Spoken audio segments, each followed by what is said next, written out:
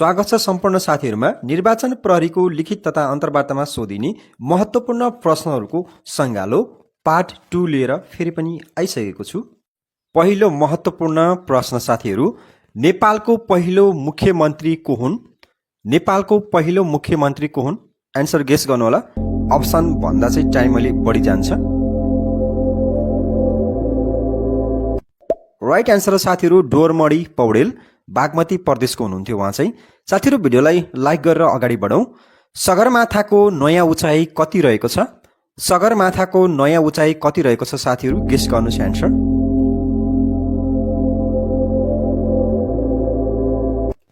सही जवाफ हो 8848.86 मिटर। साथीहरु अर्को प्रश्नमा लागौं। सिंहदरबारमा दोस्रो पटक आग लागि कहिले भयो?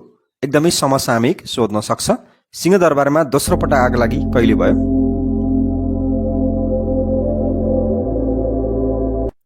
सही जवाफ हो 82 भदौ 24 मा, जुन जेनजेट आन्दोलनमा भएको थियो।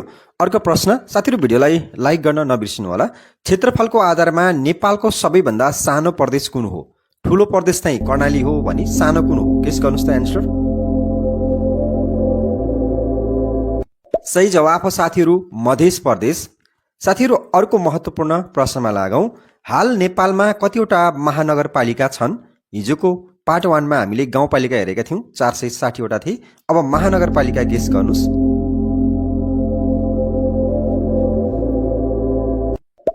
सही जवाफ हो 6 वटा। साथीहरु अर्को प्रश्नमा लागौं। म्यादी प्रहरीको मुख्य काम के हो? म्यादी प्रहरी अथवा निर्वाचन प्रहरीको मुख्य काम के हो? गेस गर्नुस् आन्सर।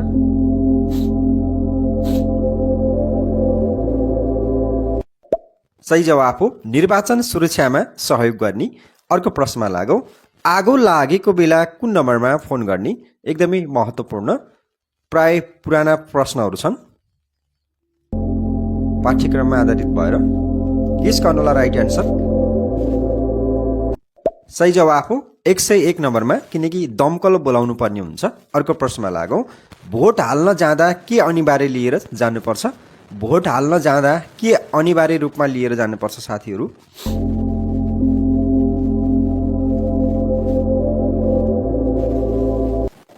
सही जवाफ हो मतदाता परिचय पत्र। अर्को प्रश्नमा लागौं। नेपालको नयाँ क्षेत्रफल कति हो? नेपालको नयाँ क्षेत्रफल कति हो? चुच्चे नक्सा अनुसार साथीहरु गेस गर्नुस्।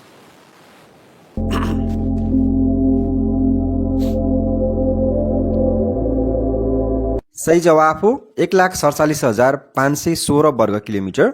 अर्को प्रश्नमा लागौं। आगो निभाउन प्रयोग गरिने ग्यास कुन हो? एकदमै महत्त्वपूर्ण, आगो निभाउन प्रयोग गरिने ग्यास कुन हो?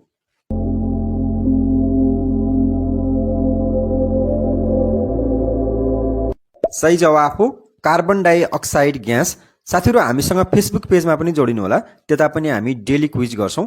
नेपालको पहिलो राष्ट्रपति को हुन्? नेपालको पहिलो राष्ट्रपति को हुन् साथीहरु?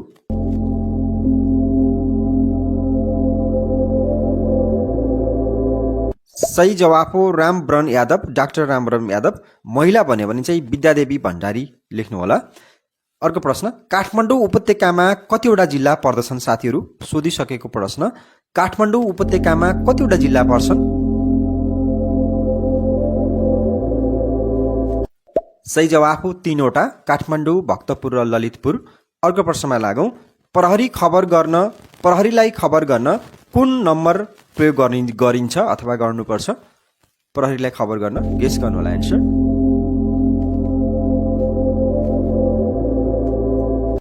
सही जवाफ हो 100 नम्बरमा, 100 मा। अर्को प्रश्न साथीहरु भिडियोलाई लाइक अनि शेयर पनि गर्नु होला है। चोटपटक लाग्दा तत्काल गरिने उपचारलाई के भनिन्छ? चोटपटक लाग्दा तत्काल गरिने उपचारलाई के भनिन्छ?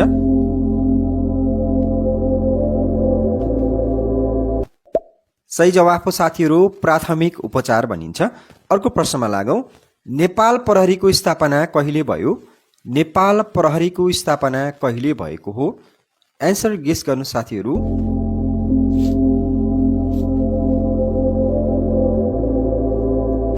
सही जवाफ हो विक्रम सम्वत 2012 सालमा। अर्को महत्त्वपूर्ण प्रश्न। नेपालमा निर्वाचन गराउने निकाय कुन हो? नेपालमा निर्वाचन गराउने निकाय कुन हो? एकदमै महत्त्वपूर्ण।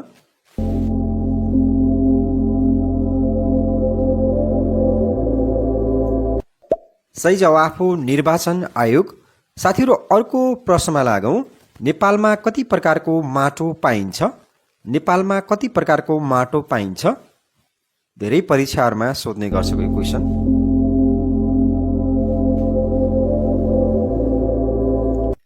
सही जवाफ हो 5 प्रकारका। साथीहरू भिडियोलाई लाइक गर्नुहोला। प्रश्न सजिला छन् तर सजिलो छ भन्दैमा पढ्न छोड्नुहुन्न। प्रहरी देख्दा नागरिकले कस्तो महसुस गर्नुपर्छ? प्रश्न ध्यान दिएर सुन्नुहोस्। प्रहरी देख्दा नागरिकले कस्तो महसुस गर्नुपर्छ? सही जवाफ हो सुरक्षाको महसुस गर्नुपर्छ। अर्को प्रश्नमा लागौँ। संविधान अनुसार नेपालको राष्ट्र अध्यक्ष को हुन्छ? संविधान अनुसार नेपालको राष्ट्र अध्यक्ष को हुन्छ साथीहरू?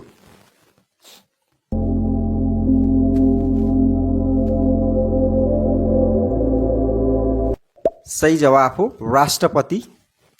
अर्को प्रश्नमा लागौँ। नेपालमा हाल कतिवटा राष्ट्रिय निकुञ्ज रहेका छन् साथीहरू? एकदमै समसामयिक हो यो पनि। नेपालमा कतिवटा राष्ट्रिय निकुञ्ज छन् अहिले?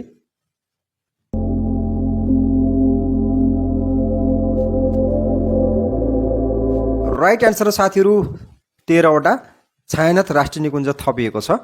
अर्को प्रश्नमा लागौँ। मतदाताले मतपत्र खसाल्ने बाकसलाई के भनिन्छ? एकदमै महत्त्वपूर्ण। मतपत्र खसाल्ने बाकसलाई के भनिन्छ साथीहरू?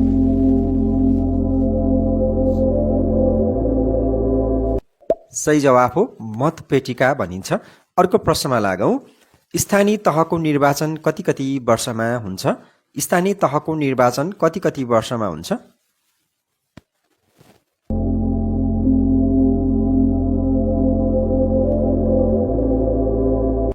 सही जवाफ हो 5 वर्षको फरकमा अथवा 5 वर्षमा हुन्छ। अर्को प्रश्न। नेपालको सबैभन्दा बढी गर्मी हुने ठाउँ कुन हो? नेपालको सबैभन्दा बढी गर्मी हुने ठाउँ कुन हो साथीहरू?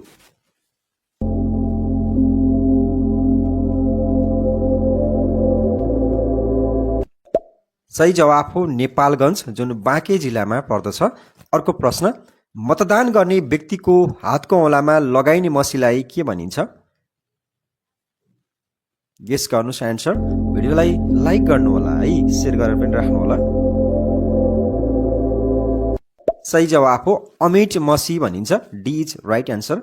अर्को प्रश्नमा लागौँ।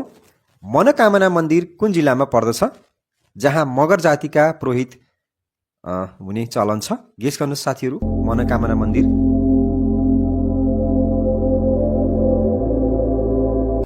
सही जवाफ हो गोर्खा जिल्लामा।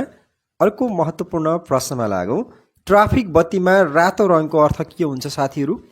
ट्राफिक बत्तीमा रातो रङको अर्थ के हुन्छ? एन्सर गेस गर्नुहोस् त।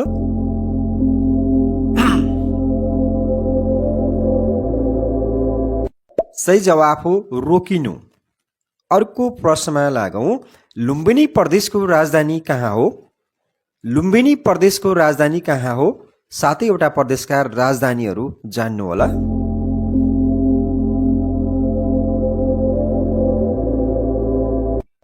सही जवाफ हो साथीहरू देउखुरी दाङ।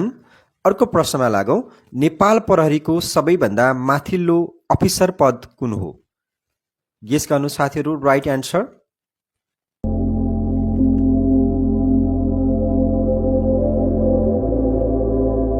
सही जवाफ हो आइजिपी अथवा प्रहरी महानिरीक्षक। अर्को प्रश्नमा लागौँ। विश्वको सर्वोच्च शिखर सगरमाथा कुन जिल्लामा पर्दछ? ल सगरमाथा कुन जिल्लामा पर्छ? गेस गर्नु साथीहरू।